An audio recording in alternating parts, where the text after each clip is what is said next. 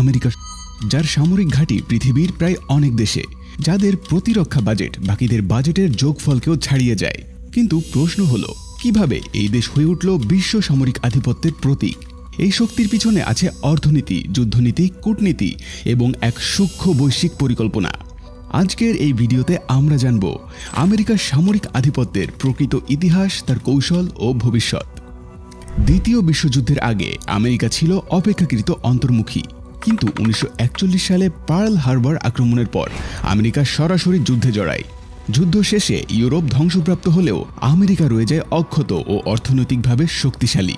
এই সুযোগে তারা গড়ে তোলে সামরিক শিল্প কমপ্লেক্স, মিলিটারি ইন্ডাস্ট্রিয়াল কমপ্লেক্স, অর্থাৎ অস্ত্র উৎপাদনকারী প্রতিষ্ঠান, সেনাবাহিনী ও রাজনীতির একত্র চক্রব্যূহ, যা বিশ্বে আধিপত্য বজায় রাখতে সাহায্য করে। 1947 সাল থেকে সোভিয়েত ইউনিয়নের সাথে শুরু হয় স্নায়ুযুদ্ধ। এটা শুধু পরমাণু অস্ত্রের প্রতিযোগিতা নয়, এটা ছিল আদর্শগত লড়াই, পুঁজিবাদ বনাম সমাজতন্ত্র।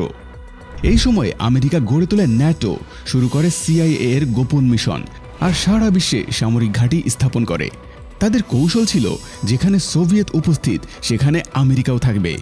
এই প্রতিযোগিতা ভিয়েতনাম যুদ্ধ, কোরিয়ান যুদ্ধ, আফ্রিকান বিদ্রোহ সব জায়গায় প্রতিফলিত হয়।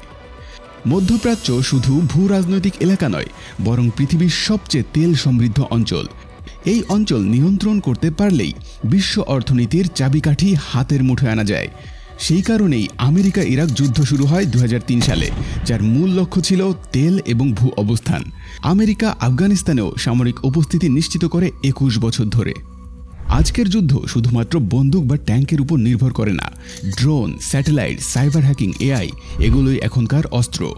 আমেরিকার ড্রোন স্ট্রাইক প্রোগ্রাম একাই শত শত টার্গেট নিষ্ক্রিয় করেছে মধ্যপ্রাচ্যে। তারা গোটা বিশ্বকে মনিটর করে। NSA, ন্যাশনাল সিকিউরিটি এজেন্সি এর মাধ্যমে ইন্টারনেটের ব্যাকডোর ব্যবহার করে। গুগল, ফেসবুক, মাইক্রোসফট সব কোম্পানির সাথে রয়েছে প্রতিরক্ষা মন্ত্রণালয়ের প্রত্যক্ষ ও পরোক্ষ সংযোগ। আমেরিকা শুধু অস্ত্র ব্যবহার করে না, তারা অস্ত্র বিক্রিও করে। সৌদি আরব, ইসরায়েল, ইউক্রেন সব দেশই আমেরিকান অস্ত্রের উপর নির্ভরশীল। এই অস্ত্র বিক্রির মাধ্যমে তারা শুধু উপার্জন করে না, বরং অন্য দেশগুলিকেও নির্ভরশীল করে তোলে। বর্তমানে চীন সামরিকভাবে দ্রুত উন্নতি করছে। রাশিয়াও ইউক্রেন যুদ্ধের মাধ্যমে আবার উঠে এসেছে।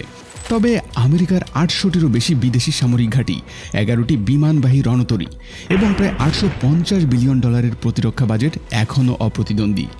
তবে প্রশ্ন একটাই, AI, সাইবার যুদ্ধ এবং তথ্যযুদ্ধে আগামী দিনে কি আমেরিকা আধিপত্য ধরে রাখতে পারবে, নাকি বিশ্ব নতুন শক্তির অভ্যুদয়ের সাক্ষী হবে?